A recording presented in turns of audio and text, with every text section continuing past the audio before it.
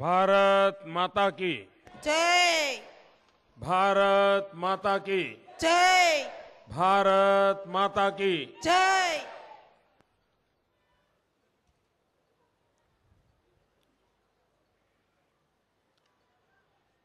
मंच पर विराजमान गुजरात प्रदेश भारतीय जनता पार्टीના अध्यक्ष आदरणीय श्री रणछोड़भाई फळदુ, મંત્રીમંડળના સૌ સાથીઓ, ધારાસભ્યશ્રીઓ, તાલુકા પંચાયત, જિલ્લા પંચાયત, નગરપાલિકાના સૌ આગેવાનો અને આ સવારથી અહીં ઉમટી પડેલ સગળો માનવ મહેરામણ, આશીર્વાદ આપવા પધારેલ જુદા જુદા સંપ્રદાયના ધર્મના સૌ વડાઓ, પૂજ્ય સંતો, સર્વે આગેવાનો, આજે સોમવતી અમાવસ્યા છે અને સદભાવના ઉપવાસના ક્રમમાં મારો આજે 25મો ઉપવાસ છે.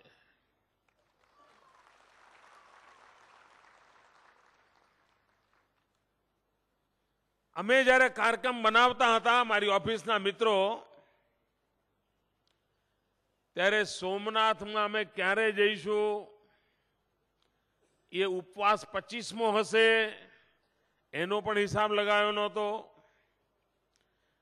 એ જોગ સંજોગ સોમવતી અમાવાસ્યાનો હશે એનો પણ કોઈ અંદાજ લગાવ્યો નહોતો. પરંતુ ઈશ્વરની કૃપા એવી હોય છે કે સત્કર્મ આપોઆપ થઈ જાય અને આજે સત્કર્મ મારા દ્વારા થઈ ગયો. અને સોમનાથ દાદાના આશીર્વાદ લઈને આજે આપની પાસે આવ્યો ત્યારે આશીર્વાદની જે વર્ષા થઈ છે,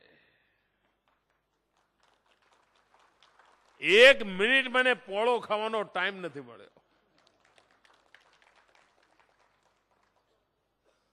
અમારા મિત્રો મને કહે સાહેબ તકલીફ થતી હશે, થોડી વાર બેસો 5 મિનિટ. પણ એમને ક્યાં ખબર પડે કે શરીરની પીડા કરતા પણ આ જનતા જનાર્દન રૂપી ઈશ્વરના આશીર્વાદની તાકાત અનેક ગણી વધારે હોય છે. સગળી પીડાઓને જનતાના આશીર્વાદ હણી નાખતા હોય છે. સગળી યાતનાઓને જનતાના આશીર્વાદ અવસરમાં પલટી નાખતા હોય છે. અને મને આ સૌભાગ્ય મળ્યું છે. મીડિયાના મિત્રો, તમારો ઘોડા ગોઠવાઈ ગયો બેસો ને, વાંધો નહીં. તમારી તકલીફ મને ખબર પડે, એમને થોડી સદભાવના હોય.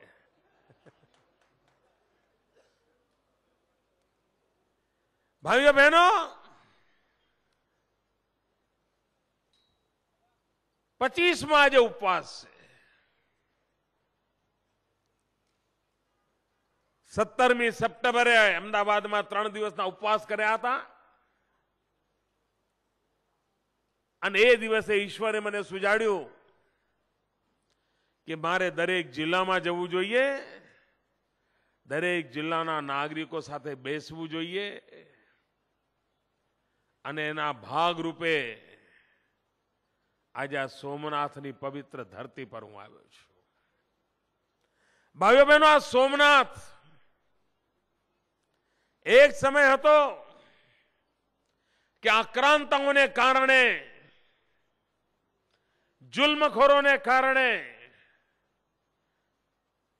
આ સોમનાથની ધરતી રક્ત રંજિત થતી હતી. એક સમય એવો હતો કે 17 વખત આપણા શ્રદ્ધા સ્થાન પર જુલ્મ થયા, એને ખંડેર કરી નાખવામાં આવ્યું.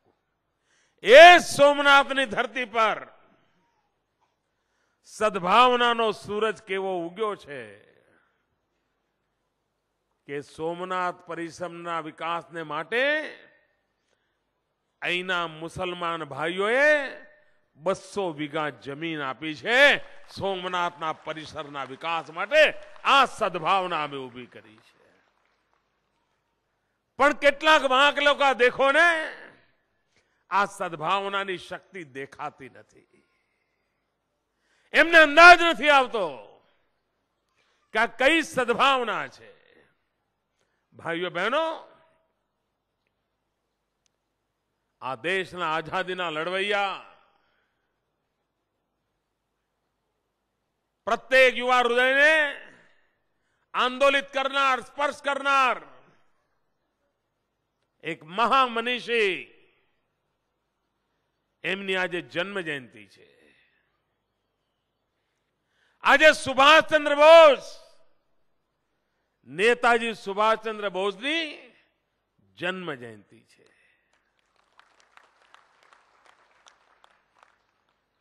જે નેતાજીનું નામ લેતાની સાથે આજે પણ હિન્દુસ્તાનના નવજવાનને ઉર્જા મળે છે. શાળાના બાળકોને વેશભૂષા કરવાની હોય તો નેતાજી બનવાનું મન થાય છે.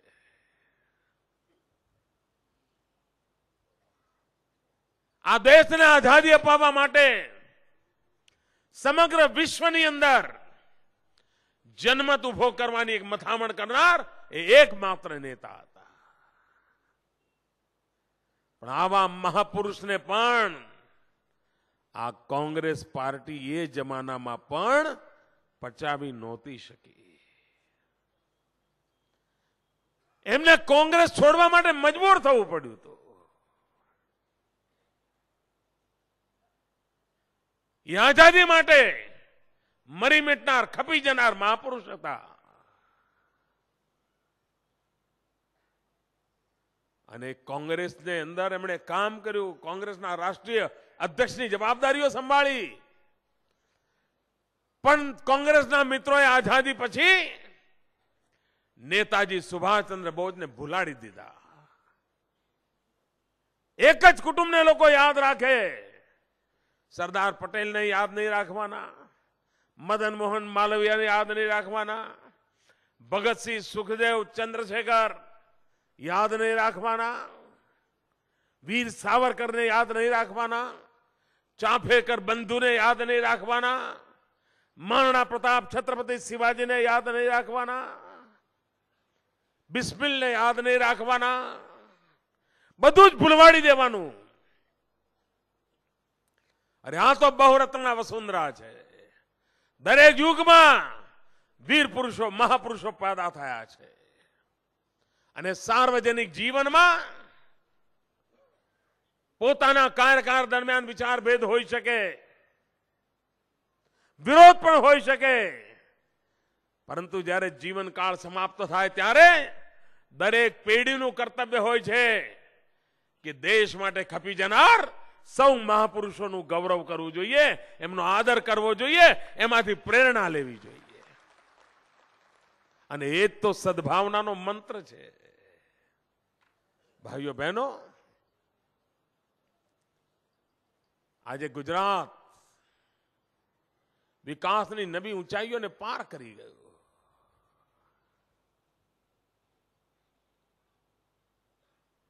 વિકાસ કેવી રીતે કરી શકાય, આ ગુજરાતની ચર્ચા આજે દેશ અને દુનિયામાં મસ્તી નથી ભાઈ. કોઈ બે ચાર સારા પ્રોજેક્ટ ઉભા કર્યા છે માટે ચર્ચા જેવું નથી. સમગ્ર ગુજરાતને વિકાસની બાબતમાં વાયબ્રન્ટ કર્યું છે, ધમધમતું કરી દીધું છે. કોઈ ક્ષેત્ર એવું નહીં હોય, કોઈ વર્ગ એવો નહીં હોય કે જેને આ વિકાસની અંદર જોડવાનો પ્રયાસ ન થયો હોય. અને એટલે જ આપણે કહ્યું છે, સૌનો સાથ, સૌનો વિકાસ. બે રાજકીય પરંપરાઓ આપણી સામે છે, એને સમજવાની જરૂર છે. એક રાજકીય પરંપરા છે જેને દેશે આઝાદ થયો ત્યારથી અત્યાર સુધી આપણે નિભાવી છે. આ દેશ માટે બોજ બની ગઈ છે. અને રાજકીય પરંપરા છે ભાગલા પાડો, રાજ કરો. Divide and rule. આ ડિવાઈડ એન્ડ રૂલ એ અંગ્રેજોના સંસ્કાર પ્રમાણે ચાલે છે. સમાજને ભેગો થવા જ નહીં દેવાનો, એના ટુકડા જ કરવાના, જેટલા ટુકડા થાય એટલા કરવાના, એકબીજાને લડાવવાના. અને સમાજ ભેગો ના થાય તો એમની ખુરશી સલામત રહે. વર મરો, કન્યા મરો, ગોળનું તરભાણું ભરો, એ જ એમનો ખેલ ચાલ્યા કરે. આ એક રાજકીય પરંપરા. અને અમે બીજી રાજકીય સંસ્કૃતિ લઈ આવ્યા છીએ. અમે રાજકીય સંસ્કૃતિ લાવ્યા છીએ સૌનો સાથ, સૌનો વિકાસ, એકતા, શાંતિ, ભાઈચારો, સાથે મળીને આગળ વધીએ. ભાઈઓ બહેનો, સુભાષ બાબુએ મંત્ર આપ્યો હતો. નેતાજી સુભાષચંદ્ર બોઝે કહ્યું હતું, तुम मुझे खून दो, मैं तुम्हें आजादी दूंगा. ભાઈઓ બહેનો, એ આઝાદીનું આંદોલન હતું. એમાં ખૂનની જરૂર હતી, શહીદી વરનાર મરજીવાઓની જરૂર હતી. સુભાષ બાબુને એવા મરજીવાઓની જરૂર હતી. અને એટલા માટે એમણે મંત્ર આપ્યો હતો, तुम मुझे खून दो, मैं तुम्हें आजादी दूंगा. આજે સોમનાથની ધરતી પર હું આપને કોલ આપું છું. तुम मुझे साथ दो, मैं तुम्हें विकास दूंगा. आप મને સાથ આપો, હું આપને વિકાસ આપીશ. આ સુરાજ્યનો સમય છે. સ્વરાજ્યને સુરાજ્ય તરફ લઈ જવા માટેની આ ઉત્તમ ઘડી પેદા થઈ છે. બધું જ ખાડે ગયું હતું ભાઈઓ. વિકાસની કલ્પના ક્યાં હતી? ભૂતકાળમાં વિકાસ એટલે શું? ઉનાળો આવવાનો હોય, પાણીની તકલીફ પડે, નાવા ધોવાની તો વાત જવા દો, પીવાના પાણીની તકલીફ પડે. ઘેર મહેમાનો આવવાના હોય તો એમ કે સવારે નાહી ધોઈને આવજો ને સાંજે હુતા પહેલા પાછા જજો. એવા સમય ગુજરાતમાં. અને લોકોની સેવા કરે તો કેવી રીતે કરે? ટેન્કર. વિકાસની કલ્પના શું? બસ ટેન્કર મોકલાવો એટલે પાણી મળી ગયું. કે બહુ તો શું કરે? હેન્ડપંપ. કોંગ્રેસ વાળાને પાણીની સમસ્યાનું નિરાકરણ, એનું નિરાકરણનું મોડેલ કયું? તો ઠેર ઠેર ડંકીઓ નાખી દેવાની. હેન્ડપંપ. ભૂતકાળમાં તમે સૌરાષ્ટ્રના અનેક ગામોમાં જાઓ, મોહલ્લે મોહલ્લે ડંકીઓ ચાલતી હોય. એનાથી લાંબો એમને વિચાર જ ના આવ્યો. ભાઈઓ બહેનો, આપણું વિકાસનું મોડેલ કયું? ટેન્કરોથી મુક્ત કરી દીધું ગુજરાતને, ડંકીઓથી મુક્ત કરી દીધું, અને સેંકડો કિલોમીટરની પાઇપલાઇનો નાખી દીધી, અને નર્મદાનું શુદ્ધ પીવાનું પાણી ગુજરાતના ખૂણે ખૂણે પહોંચાડવાનું અભિયાન ઉપાડી દીધું. આપને જાણીને તાજ્જુબ થશે. મને ખબર નથી આ પત્રકાર મિત્રોએ ભૂતકાળની અંદર એમના પહેલાની પેઢી હશે, આ પેઢીને તો એ નસીબમાં નહીં આવ્યું હોય, પણ 15-20 વર્ષ પહેલા કોઈ પત્રકારે એવું લખ્યું છે ખરું કે આટલા વર્ષ થયા પણ નળના કનેક્શન નહોતા? તમને આશ્ચર્ય થશે. આદિવાસી વિસ્તારમાં, ઉમરગામથી અંબાજી આદિવાસી વિસ્તારમાં 2001માં 100માંથી 4 જ ઘર એવા હતા કે જે ઘર સુધી નળનું કનેક્શન હતું. 21મી સદીના હિન્દુસ્તાનમાં કોંગ્રેસના 50 વર્ષના રાજ કરવા પછી પણ ઉમરગામથી અંબાજી આદિ વિસ્તારમાં 100માંથી 4 જ, એટલે માત્ર 4% ઘર એવા હતા કે જ્યાં ઘર સુધી નળ હતો. ભાઈઓ બહેનો, આ 10 વર્ષમાં મેં અભિયાન ઉપાડ્યું અને આજે સમગ્ર ગુજરાતમાં લગભગ 78% ઘરોમાં રસોડામાં પાણી આવે એવો નળ નાખવાનું કામ કરી દીધું છે. જે સમગ્ર ગુજરાતમાં 2001 સુધી માત્ર 22% હતું. કેમ આ કામ એમને નહોતું સૂચતું ભાઈ? કેમ આ માતાઓ બહેનોને પાણી લેવા જવું પડે, તકલીફ પડે, એમને ખબર નહોતી પડતી? આ બેન દીકરીઓને ભણવાનું હોય, પાણીની સમસ્યા સુધરે તો દીકરી ભણવા જાય, આ એમને સમજણ નહોતી પડતી? નહોતી પડતી ભાઈઓ. સદભાવના નહોતી, માતાઓ બહેનો માટે સદભાવના નહોતી. એના કારણે સવારથી પાણી માટે લાઈનમાં ઉભા રહેવું પડતું હતું. દીકરીને ભણાવવા માટેની ફુરસદ નહોતી. આ પાપ ભૂતકાળમાં થયું છે. અમે વિકાસનું આ મોડેલ આપ્યું છે. અમે માત્ર વિકાસ કર્યો છે નહીં, વિકાસની નવી ઊંચાઈઓ ઊભી કરી છે. મિત્રો, એક સમય હતો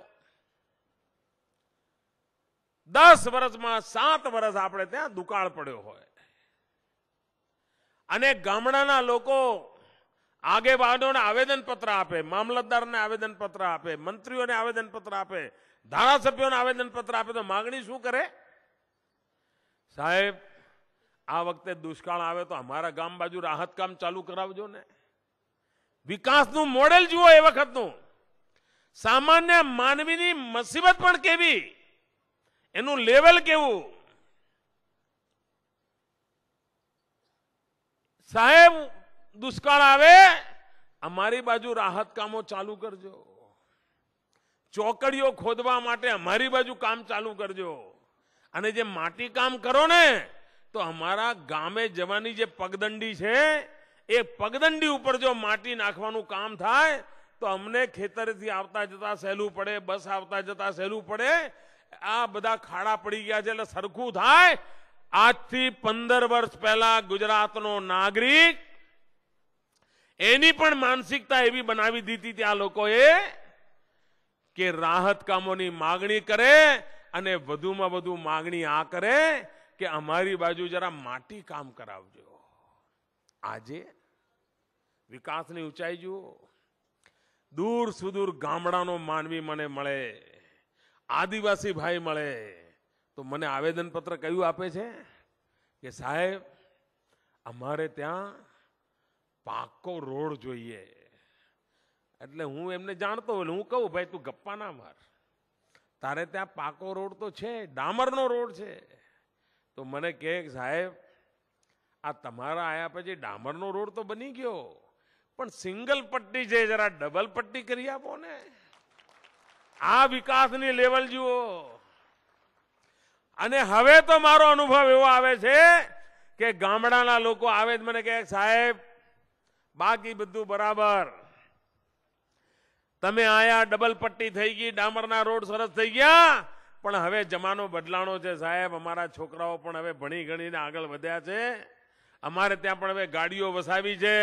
અમને હવે પેવર રોડ જોઈએ. ગુજરાતના ગામડાનો માનવી મોટા શહેરોમાં જે મોટા પેવર રોડ બન્યા હોય છે, એ પેવર રોડની માગણી કરે છે. 15-20 વર્ષ પહેલાનું વાતાવરણ એવું જુઓ કે રાહત કામ કરજો, ચોકડી ખોદજો અને માટી કામ નાખજો, એની માગણી કરતો હતો. અરે મારા ગુજરાતનો વિકાસ એવો થયો છે કે મારો ગુજરાતનો નાગરિક માગે છે કે મારે ત્યાં પેવર રોડ કરજો. આ વિકાસનું વાતાવરણ બન્યું છે. તમે લોકોને માનસિક રીતે ગરીબ કરી નાખ્યા હતા. ગરીબી હટાવવાની તો વાત જવા દો, પ્રજાને આખી તમે માનસિક રીતે ગરીબ કરી નાખી હતી. લોકો પહેલા શું માગણી કરતા?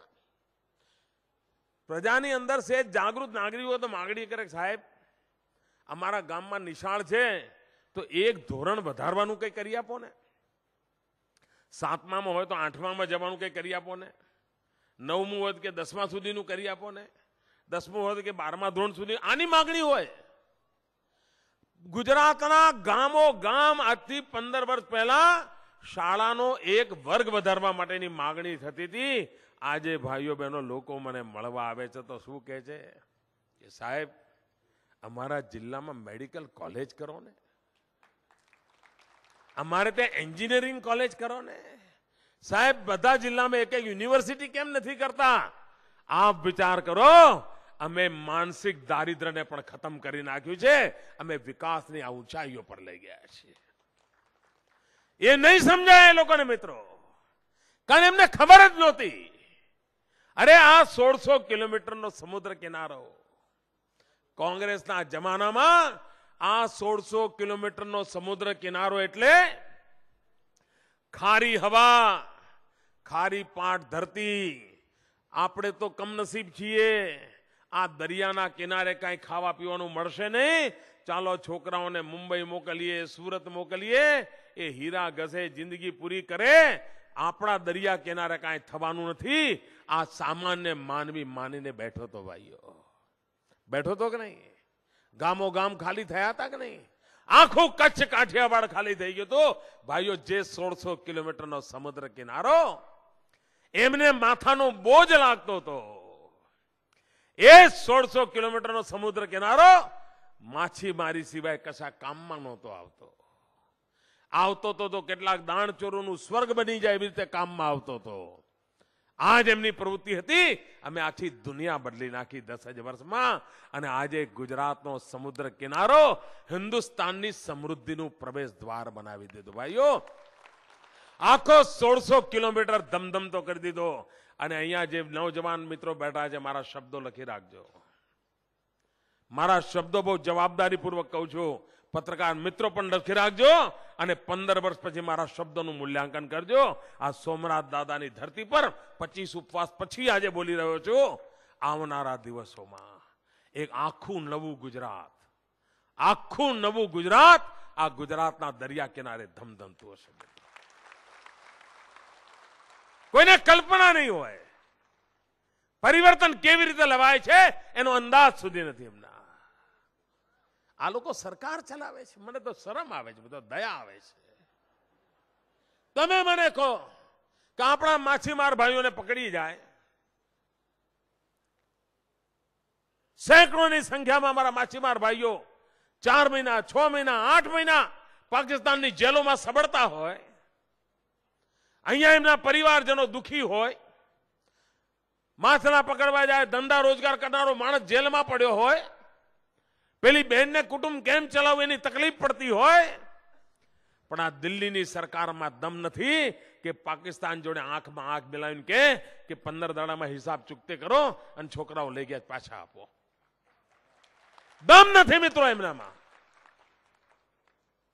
નહીં તો આટલું ન કરી શકાય કે ચલો ભાઈ આવી ભૂલો થાય, કઈ થતું હોય તો દર 15 દિવસે બેસવાનું અને 15 દાડામાં અમે લાવ્યો, તમે લઈ જાઓ, તમે લઈ જાઓ, અમને આપી દો, પૂરું કરો. દમ નથી આમનામાં, ગજુ નથી સાહેબ. હમણાં પ્રધાનમંત્રી ગયા હતા, ત્યાં પાકિસ્તાનના વડાઓના વખાણ કરીને આવ્યા. બોલો, વખાણ કરીને આવ્યા. અને જેમના વખાણ કરીને આવ્યા એ બીજા દાડથી તોફાનમાં સપડાના છે. એમનું નાવડું ક્યારે ડૂબશે ભગવાન જાણે. હવે આ પ્રધાનમંત્રીને કઈ હવે શું જરૂર હતી ત્યાં જઈને એમના સર્ટિફિકેટ આપવાની? બોલો, એમણે સર્ટિફિકેટ આપીને બીજા દાડ તોફાન થયું. અને જવાના હતા મેં એમને પત્ર લખ્યો હતો કે આપ જાઓ છો, અમારા ગુજરાતના માછીમારો જેલમાં સબડે છે, એમને પાછા લાવવાનું કંઈક કરીને આવજો. એ તો ભૂલી જ ગયા અને સર્ટિફિકેટ આપીને આવ્યા. બોલો, એમની વાહવાહી કરીને આવ્યા. ભાઈઓ બહેનો, આ આખી થિંકિંગની પ્રક્રિયા જ આ છે, એમનો વિચારવાનું જ આ છે. અને જ્યાં મર્યાદાઓ હોય ત્યાં ક્યારેય સમાજનું ભલું ન થાય. ભાઈઓ, આ માતાઓ બહેનો, સદભાવના કોને કહેવાય? મહિલા પ્રધાનમંત્રી રહી ગયા દેશમાં, પણ એમને માતાઓ બહેનોની ચિંતા ન થઈ. આપણે ત્યાં સમાજની એક વ્યવસ્થા કેવી, કોઈ મિલકત બહેનના નામે ના હોય. આવું જ હોય ને. બંગલો હોય તો ભાઈના નામે, ઘર હોય તો ભાઈના નામે, ગાડી હોય તો ભાઈના નામે, વાડી હોય તો ભાઈના નામે, લાડીના નામે કઈ જ નહીં. આ જ ચાલે ને. અને કુટુંબનો વડો ગુજરી જાય તો એના છોકરાના નામે બધું જાય.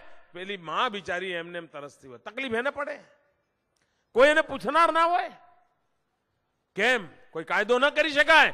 ભાઈઓ બહેનો, અમારી સદભાવના જુઓ. અમે કાયદો કર્યો કે જો તમે સંપત્તિ બહેનોના નામે લેશો, જમીન બહેનોના નામે લેશો, ઘર બહેનોના નામે લેશો, તો તમારા સ્ટેમ્પ પેપરનો જે ટેક્સ છે એ અમે માફ કરી દઈશું. અને એના કારણે આજે બહેનોના નામે લોકો સંપત્તિ ખરીદવા માંડ્યા છે અને બહેનોના નામે મિલકત થવા માંડી છે. બહેન હવે સ્વમાન ભેર જીવતી થઈ છે. એને ઓશિયાળા નથી રહેવું પડતું કે માં એમને નહોતું સૂજ્યું, પણ માં બહેન માટેની સદભાવના જોઈએ ને. સદભાવના ન હોય તો ન થાય ભાઈ.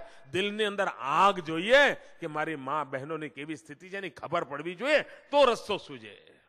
આ ભૂકંપની અંદર બધા ઘર પડી ગયા, મકાન બનાયા સરકારે. મેં આવીને એક નિયમ બનાવ્યો કે ભાઈ આપણે જેને મદદ કરીએ એમાં એક નક્કી કરો કે પુરુષના નામે મકાન જ નહીં આપીએ. તમે બધા નારાજ ના થતા ભાઈ. મેં કહ્યું પુરુષના નામે મકાન નહીં આપીએ. સરકારની યોજનાના જે કંઈ મકાન મળશે એનું પહેલો માલિકી હક પહેલું નામ માતાનું રહેશે અને પછી એના દીકરા કે એના પતિનું નામ રહેશે. અને એના કારણે આજે કોઈ પણ સરકારી યોજનાનું મકાન મળે છે તો એનો હક પહેલા માતાના નામે હોય છે, પછી પુરુષ મેમ્બરોને મૂકું છું જેથી કરીને બહેનને કોઈ દિવસ મુસીબતમાં જીવવું ન પડે. આ સદભાવના અમારા હૃદયમાં પડી છે, એના કારણે શક્ય બને છે. એના કારણે શક્ય બને છે ભાઈઓ. એમના દિલમાં પડ્યું નથી મિત્રો, માત્ર વિરોધ કરવો. અરે મેં હમણાં કોંગ્રેસના મિત્રોને કહ્યું કે ભાઈ તમારે ચૂંટણીઓ જીતવી હોય તો કઈ સારા કામ કરો ને ભાઈ. આવડી મોટી દિલ્હીની સરકાર તમારી બેઠી છે, તમે જનતાનું દિલ જીતવા માટે કઈ કરો. પણ ના, એ તો કે અમે 5-50 પત્રકારોને જીતી લઈશું, 2-4 છાપાઓને પોતાના કરી લઈશું, કામ ચાલી જશે. એમને એ જ લાગે છે બોલો. અને આ પત્રકારો સવારથી અહીં બેઠા છે, આવીને કેટલો મારી ઉપર પ્રેમ વર્ષા કરી તમે જુઓ છો. આ સવારથી બેઠા છે, આ ફોટોગ્રાફરો બિચારા ફોટા પાડ્યા કરે છે. કાલ કાંઈ છપાશે નહીં. એમણે મહેનત નથી કરી છે. આમ પેન પકડી રાખે છે, કંઈક કામનું અર્થ તરત લખી લે છે. ક્યારના ખાધા પીધા વિના બેઠા છે. પણ એમના શેઠિયા ઉપર ફોન જશે દિલ્હીથી, ખબરદાર છે કંઈ છાપ્યું તો કાગળનો કોટા કેન્સલ કરી દઈશું, ફોટો તો છાપવાનો જ નહીં, અને બહુ તો બેલેન્સ કરજો.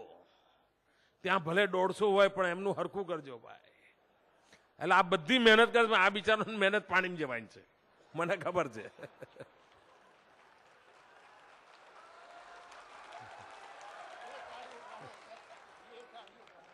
મને ખબર છે ભાઈ, એમના દિલ્હી અંદર આ ગુજરાત માટેની ચિંતા પડી છે, પણ માલિકોનો તો પોતાની પડી છે. એનું શું કરો ભાઈ? આ દશા છે ભાઈઓ. પરંતુ ભાઈઓ બહેનો, અમે ગુજરાતમાં સિદ્ધિ માટે કામ કરીએ છીએ, એ લોકો પ્રસિદ્ધિ માટે કામ કરે છે. અમારે સિદ્ધિ કરવી છે, એમને પ્રસિદ્ધિ મુબારક છે દોસ્ત. અને એક વાત નક્કી છે મિત્રો, અમને છાપામાં કે ટીવીમાં જગ્યા મળે કે ન મળે, ગુજરાતની જનતાના દિલમાં જગ્યા છે ને ત્યાં સુધી એ જ અમારી છે, એ જ અમારી શક્તિ છે.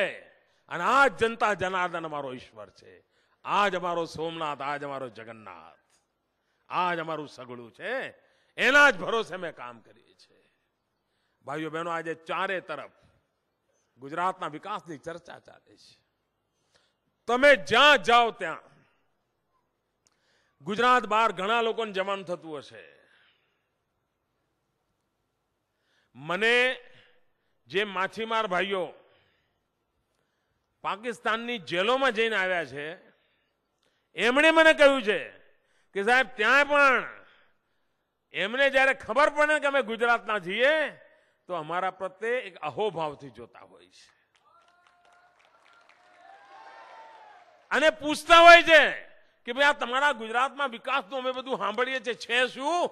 આ જેલમાં પકડાયેલા માછીમાર ભાઈઓને પણ પાકિસ્તાનના સામાન્ય નાગરિકના મનમાં ઉત્સુકતા હોય છે કે આ ગુજરાત છે શું? આટલી બધી ગુજરાતની ચર્ચા છે, એનું કારણ શું છે? આ વિકાસ કેવી રીતે થાય છે એ પૂછતા હોય છે. હમણાં પાકિસ્તાનનું એક ડેલિગેશન અમદાવાદ આવ્યું હતું.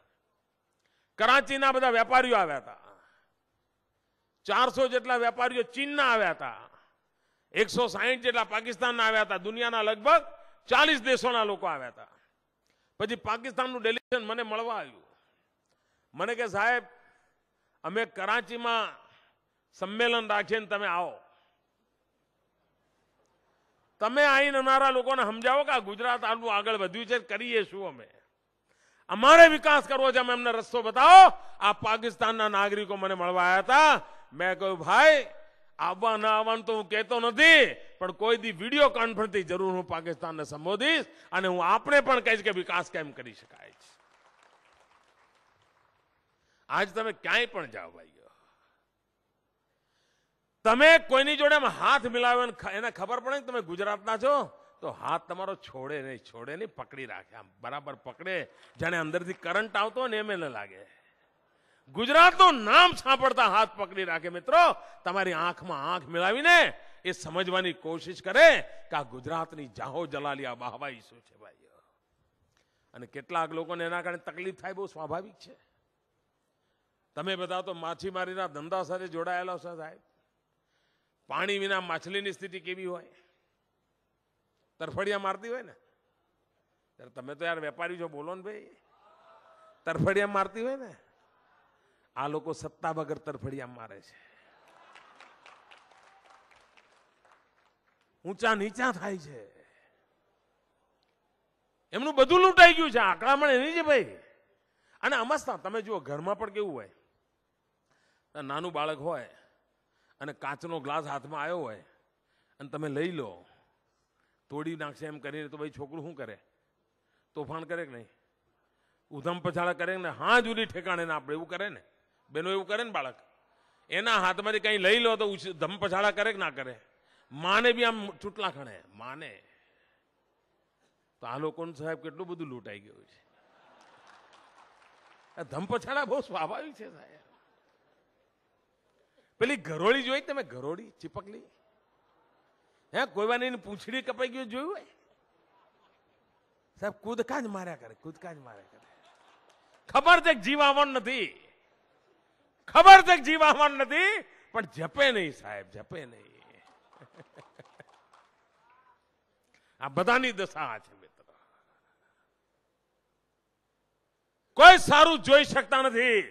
અને સત્કર્મની વાત કરે છે.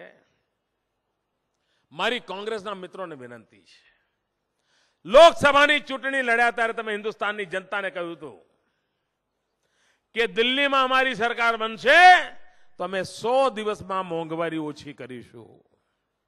આવું કહ્યું હતું ભાઈ? ખોંખારીને બોલો, કહ્યું હતું? મોંઘવારી ઘટાડવાનું કહ્યું હતું? 100 દિવસમાં મોંઘવારી ઘટાડીશું એવું કહ્યું હતું? 100 દિવસ નહીં, 1000 દિવસ પૂરા થઈ ગયા. મોંઘવારી ઘટી? મોંઘવારી ઘટી બહેનો? વધી કે ના વધી? આટલું એક સત્કર્મ કરો ને ભાઈ, પ્રજાને વચન આપીને ગયા હતા, આટલું તો પૂરું કરો. બોલો તમે આટલું કરી દો. હું આ છાપાને વિનંતી કરું છું સાહેબ, પહેલા પાને હેડલાઈન એમના નામની છાપજો અને એમની પીઠ થાબડજો. લો કરો તો ખરા લ્યા. કરવું કાંઈ નથી. અને હું તો પડકાર કરું છું, આ દિલ્હીની સલ્તનતને પડકાર કરું છું, આવો અમારી જોડે સ્પર્ધા કરો. ભલે અમારું ગુજરાત આવડું નાનું છે, પણ હું તમને હંફાઈ દઈશ. અમે રોડ બનાવીએ, તમે રોડ બનાવો. અમે ખેતીનો વિકાસ કરીએ, તમે કરો. અમે પાણીની વ્યવસ્થા કરીએ, તમે કરો. અમે બાળકોના શિક્ષણની વ્યવસ્થા કરીએ, તમે કરો. તમારા કરતા સારું કામ અમે કરીને બતાવીશું અને જનતાનું ભલું થશે. પણ એમને એ સ્પર્ધા નથી કરવી, વિકાસની સ્પર્ધા નથી કરવી. હમણાં એમણે એક ઉત્સવ ચાલુ કર્યો છે, મોટો ઉત્સવ ઉજવી રહ્યા છે, જૂઠાણા ફેલાવાનો ઉત્સવ. આખો દસકો સાહેબ એક જ કાર્યક્રમ, રોજ નવું જૂઠાણું ચલાવવાનું, ગાળો દેવાનો ઉત્સવ. બોલો, જાહેર જીવનમાં મેં તો ક્યારેય કલ્પના નથી કરી એવી ગાળો દે જ. બોલો, આ કઈ ડિક્શનરીમાં રોજ ગાળો નવી બનાવતા લાગે છે લોકો. ડિક્શનરીમાં જે હોય એ પણ ગાળો રોજ વાપરે છે અને ડિક્શનરીમાં ના લખી શકાય એ વાપરે છે. અમારા સાથીઓ બધા અકળાઈ જાય કે સાહેબ આટલું બધું ગંદુ બોલે છે, તમે કેમ બોલતા નથી? એવું મને કે જ બધા. આ છાપાવાળાને બધું આવું આવું મસાલો આપે, તમે છાપાવાળાને કહો તો ખરા સાહેબ આવું બધું ના છાપો. હું કંઈ કરતો જ નથી, કશું નથી કરતો. તમે કહો ભાઈ, ઘણી વાર માણસનો આમ ગુસ્સો કાઢી નાખે ને તો મન શાંત થાય કે ના થાય? આમ ગાળો બોલી નાખે એટલે એનું મન શાંત થાય કે ના થાય? હવે મારા 6 કરોડ ગુજરાતી પૈકી એ ખરા કે નહીં? આ કોંગ્રેસના મિત્રો પણ મારા 6 કરોડ પૈકી ખરા કે નહીં? ખરા કે નહીં? તો મારી તો એમનું મન શાંત થાય આનંદ થાય ને મને તો. આ મારી સદભાવના, આ મારી સદભાવના. કોંગ્રેસના મિત્રો જેટલો કચરો હોય એટલો કાઢ્યા જ કરો, કાઢ્યા જ કરો અને મારા ઉપર નાખ્યા જ કરો. તમારું મન શાંત થાય એ પણ મારી સદભાવના છે દોસ્તો, એ પણ મારી સદભાવના છે. અને કોંગ્રેસના મિત્રોને ખબર નથી મિત્રો, એમને વિજ્ઞાનની સમજણ નથી.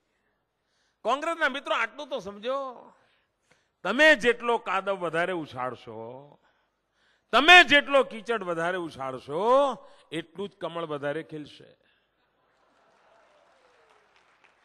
આ દીવા જેવી વાત છે ભાઈ.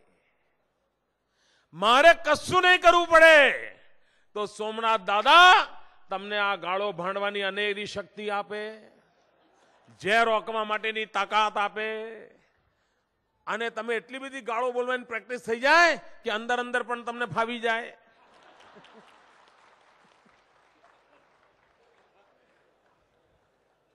ભયો ભાઈ, ભાઈઓ બહેનો, આ સદભાવના ઉપવાસ ગુજરાતની શાંતિ, એકતા અને ભાઈચારો. આજે ગુજરાત પ્રગતિ કરે છે એના મૂળમાં કોઈ મોટી તાકાત હોય તો આ રાજ્યની શાંતિ, એકતા અને ભાઈચારો છે ભાઈઓ. આજથી 15 વર્ષ પહેલા શું ચાલતું હતું મિત્રો? 10 વર્ષ પહેલા શું ચાલતું હતું?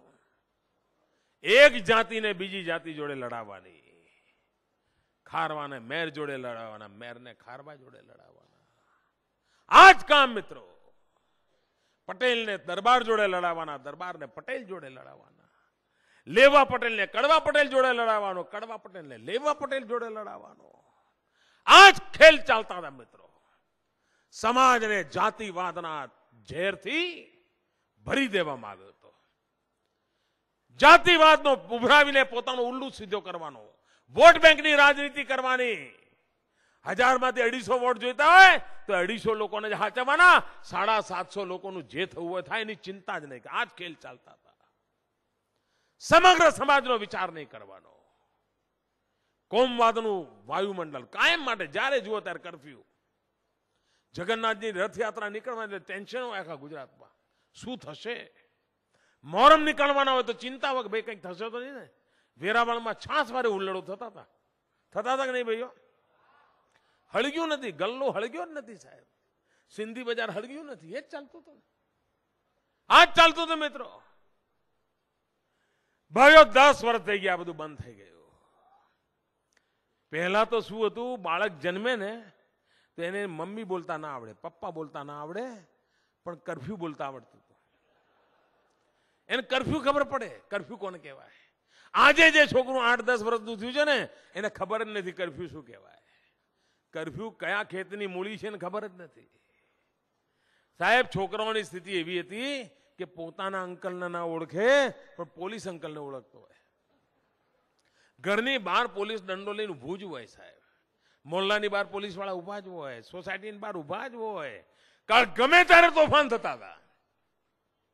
અમદાવાદ જવું હોય તો ફોન કરીને પૂછવું પડે, શાંતિ છે ને, અમે આવીએ. આવી દશા હતી સાહેબ. આ બધું જ બંધ થઈ ગયું. ગલ્લા સળગવાનું બંધ થઈ ગયું, અસ્ત્રા ચાલવાનું બંધ થઈ ગયું, ચક્કા ચાલવાનું બંધ થઈ ગયું, દુકાનો બાળવાના ધોધના બંધ થયા, એકતા અને શાંતિનું વાતાવરણ બન્યું અને બધાની પ્રગતિ થવા માંડી. ભાઈઓ બહેનો, ગુજરાતનો વિકાસ કરવો છે, આ જ માર્ગ છે અને ગુજરાતે જીવી બતાવ્યો છે, જીતી બતાવ્યો છે. મારે દેશ અને દુનિયાના લોકોને કહેવું છે કે તમારે તમારા રાજ્યોની પ્રગતિ કરવી હશે તો તમારે પણ આ જાતિવાદના ઝેર છોડવા પડશે, આ કોમવાદના ઝેર છોડવા પડશે, ભાઈચારાનો રસ્તો લેવો પડશે, સદભાવનાનો રસ્તો લેવો પડશે, બધાને સાથે લઈને ચાલવાનો માર્ગ લેવો પડશે, તો જ હિન્દુસ્તાનનું ભલું થવાનું છે. ખૂબ લડ્યું, ખૂબ જીવ લોકોના માથા વાળ્યા, કોઈનું ભલું નથી થવાનું. અને એટલા માટે ભાઈઓ બહેનો મેં આ ઉપવાસનો યજ્ઞ આદર્યો છે. હિન્દુસ્તાન ભરના કાન પર મારે મારી વાત પહોંચાડવી છે. હમણાં પંજાબમાં ચૂંટણી ચાલે છે. પંજાબના અંદર કોંગ્રેસના એક મુખ્યમંત્રી હતા, અમરિંદર સિંહજી. અત્યારે ચૂંટણીમાં કોંગ્રેસનું નેતૃત્વ કરી રહ્યા છે. એમણે ચૂંટણીની જાહેર સભામાં કહ્યું, આપણા ગુજરાતના છાપાઓએ છાપ્યું નથી, પણ પંજાબના છાપાએ બહુ છાપ્યું છે. એમણે ચૂંટણી સભામાં કહ્યું, કોંગ્રેસના નેતાએ કોંગ્રેસની ચૂંટણી સભામાં પંજાબમાં કહ્યું કે જો તમે કોંગ્રેસને જીતાડશો તો અમે ગુજરાત જેવી સરકાર ચલાવી બતાવીશું, મોદી મોડલ લાવીશું. હવે પંજાબની કોંગ્રેસ કહે છે અમે મોદી મોડલ લાવીશું, અને અહીંની કોંગ્રેસ કહે છે મોદી ગમે તેમ થાય જવા જ જોઈએ. બોલો, આ કોંગ્રેસની દશા જુઓ ભાઈ. પણ અમરિંદરસિંહ હોય કે કોઈ હોય, મારે એમ જ કહેવાનું છે કે માત્ર ગુજરાતનું મોડેલ કહેવાથી નહીં ચાલે. ગુજરાતની સાચી તાકાત એકતા, શાંતિ અને ભાઈચારો છે. અમે લોકોએ 6 કરોડ ગુજરાતીઓએ એકતાનો સાધના કરી છે, એના કારણે પ્રગતિ થઈ છે. તમારે પ્રગતિ કરવી હોય તો આ એકતાનો રસ્તો પહેલા લેવો પડશે, શાંતિનો માર્ગ પહેલા લેવો પડશે, ભાઈચારાનો માર્ગ પહેલા લેવો પડશે, અને પછી ગુજરાતની યોજનાઓ તમને કામ આવશે. બાકી ખેતર ખેડ્યા વગર દાણા નાખો, કાંઈ નીકળવાનું નથી, કાંઈ નીકળવાનું નથી. અને ખેતરનું ખેડાણ કરવું હોય તો એકતા, શાંતિ, ભાઈચારાથી શક્ય બને, એની ચિંતા કરવાની છે. ભાઈઓ બહેનો, વિકાસની નવી ઊંચાઈઓ પર જવું છે. ગુજરાતની આવતીકાલ સમૃદ્ધ બને. આ વર્ષ સ્વામી વિવેકાનંદજીની 150મી જયંતિનું વર્ષ છે. સ્વામી વિવેકાનંદ આજ પણ હિન્દુસ્તાનના યુવાનોને પ્રેરણા આપનારું વ્યક્તિત્વ છે. આ દેશ યુવાનોનો દેશ છે. 65% યુવાનો આ દેશમાં નવજવાનોની સંખ્યા છે. અમે નક્કી કર્યું છે આ યુવા શક્તિ પર ધ્યાન કેન્દ્રિત કરવું છે. એમને રોજગાર મળે એ પ્રકારનું વાતાવરણ બનાવવું છે. એમનામાં સ્કિલ ડેવલપમેન્ટ થાય એનું કામ કરવું છે. 7મું ધોરણ ભણીને છોડી દીધું હોય એને બિચારાને નિરાશ જિંદગી ના જીવી પડે, એની ચિંતા મારે કરવી છે. અમે વિકાસનું મોડલ લઈને ચાલ્યા છીએ, અને આ વિકાસનો વાવટો ફરકાવતા રહ્યા છે. ત્યારે હું ગયા 1 મહિના પહેલા 22મી ડિસેમ્બરે જુનાગઢ આવ્યો હતો. આજથી 1 મહિના પહેલા, અને એ દિવસે મેં જાહેર કર્યું હતું 1100 કરોડ રૂપિયાની વિકાસની વાત મેં એ વખતે કરી હતી જુનાગઢમાં. અને આજે જ્યારે સોમનાથ દાદાની ધરતી પર આવ્યો છું ત્યારે બીજા વધારાના 1245 કરોડ રૂપિયા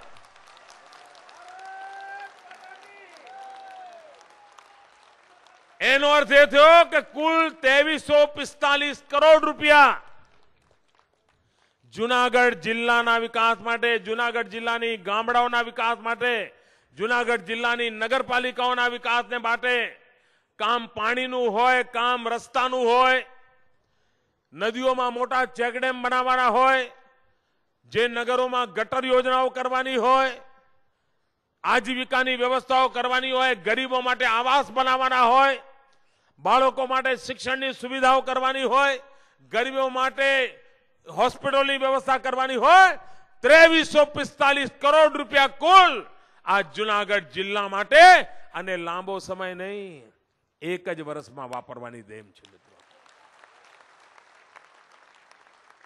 આ 2012માં જ આ પૂરો કરવું છે. 2013 આવે ત્યારે નવું. મિત્રો, આ અમારી હિંમત છે. એમનું ગજુ નથી મિત્રો. એમની આખી સરકારના બજેટ 2000 કરોડ નહોતા. હું એક જિલ્લાને 12 મહિનામાં 2500 કરોડ આપવા તૈયાર થઈ જાઉં છું. ભાઈઓ, એમને કલ્પના નથી. અને ગામડામાં ગઈડિયાઓ બેસે ને, તેમની વચ્ચે ચર્ચા હોય છે કે આટલા બધા વિકાસના કામો. તમે આજે ગુજરાતમાં કોઈ પણ દિશામાં 25 કિલોમીટર જાઓ, ગમે તે દિશામાં, તમને કોઈ ને કોઈ વિકાસનું કામ થતું દેખાશે જ. ક્યાંક રોડ બનતો હશે, ક્યાંક નાળું બનતું હશે, ક્યાંક પુલ બનતો હશે, ક્યાંક તળાવ ખોદાતું હશે, ક્યાંક ચેકડેમ બનતો હશે, ક્યાંક વીજળીના થાંભલા નખાતા હશે, ક્યાંક દોરડા ખેંચાતા હશે, ક્યાંક પાણીની ટાંકી બનતી હશે, ક્યાંક સ્કૂલ બનતી હશે, ક્યાંક બસ સ્ટેશન બનતું હશે, ક્યાંક હોસ્પિટલનું મકાન બનતું. ગમે તે 25 દિશામાં 25 કિલોમીટર જાઓ, એકાદ તો કામ તમને જોવા મળશે ને મળશે જ. ચારે તરફ વિકાસમાં ધમધમાટ ચાલે છે. એટલે ગામડાની અંદર ગઈડિયાઓ બેસે ને, ખાટલે બેઠા હોય, ચા પાણી ચાલતા હોય, હોકો બોકો હોય, અને સ્વાભાવિક છે કઈ એમને તો કે ક્રિકેટની વાત તો કરવાની ના હોય, નવું પિક્ચર કયું આવ્યું એની એ ના કરવાની હોય. એટલે પછી વિકાસની, ખેડૂતની, ગામડાની, પાણીની, રાજકારણની આ બધા ગામ ગપાટા ચાલતા હોય. અને આ બધા ગામડાના વડીલો બેસતા હોય ત્યારે વાત કરતા હોય કે મારો વાલો મોદી આ રૂપિયા લાવે છે ક્યાંથી.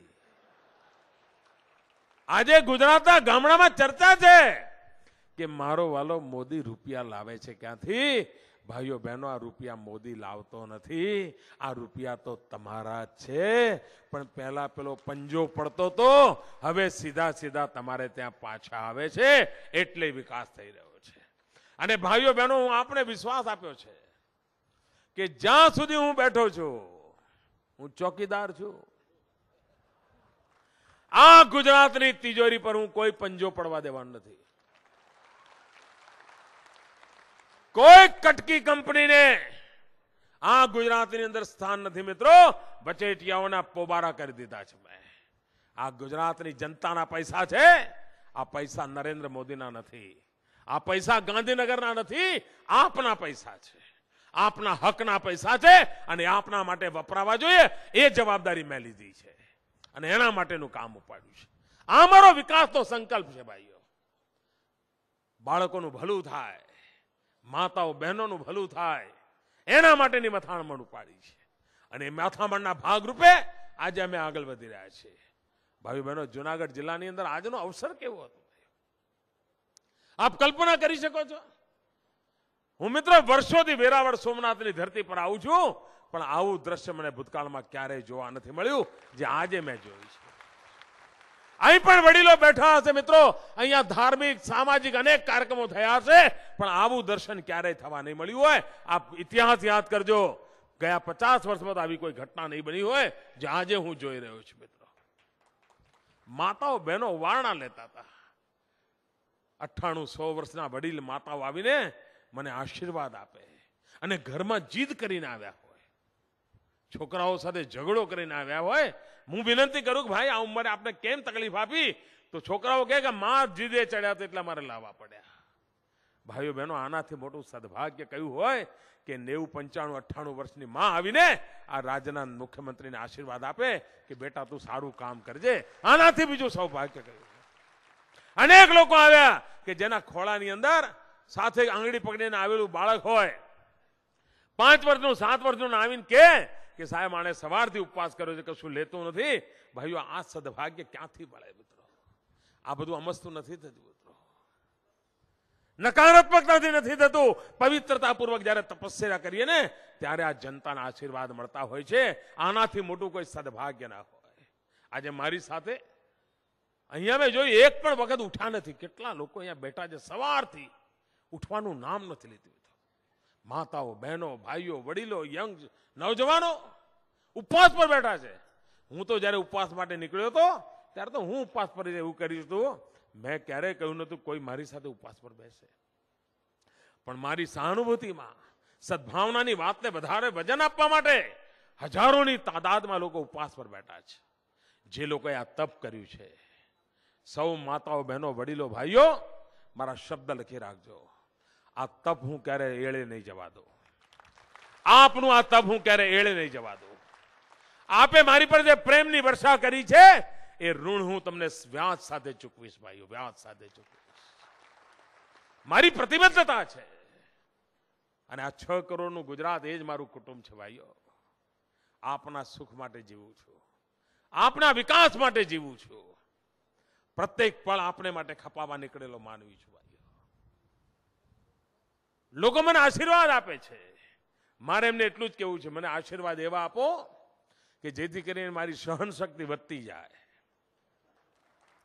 કારણ જુલ્મ રોજ નવા આવે છે, જુલ્મગારો પણ નવા આવે છે, જુલ્મના પ્રકાર પણ નવા આવે છે. બધા જ પ્રકારના જુલ્મને સહન કરવાની મને શક્તિ મળે એવા આશીર્વાદ આપો. અને વિકાસની અંદર પાછી પાની ન કરું એવી મને સત્શક્તિ આપના આશીર્વાદથી મળે. આપ જોજો, જવાબદારી મારી, જવાબદારી મારી. ભાઈઓ બહેનો, આટલો બધો પ્રેમ પ્રજાનો ક્યાંથી મળે? મારા 25 દિવસના ઉપવાસ થયા છે.